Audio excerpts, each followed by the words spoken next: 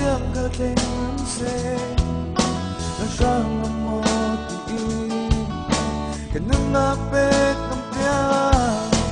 May lamtan hi karot banaw Nang nagay kanton salam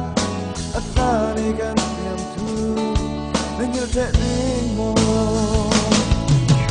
At tan tu lang kapun roa Nung sun kumiti along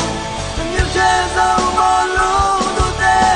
Trong gai lại kanang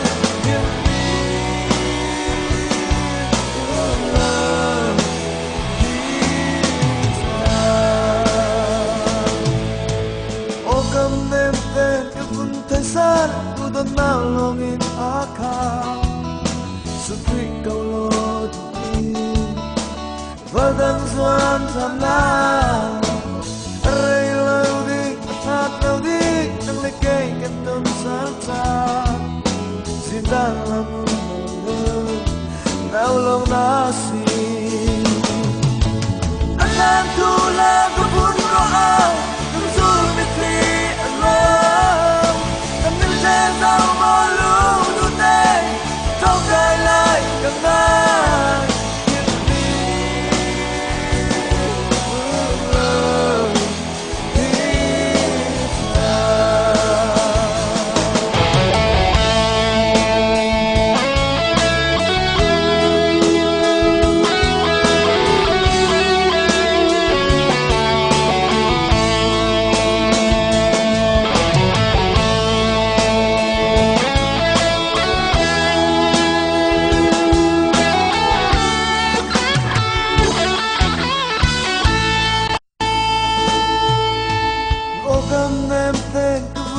San tu tan nào longin akal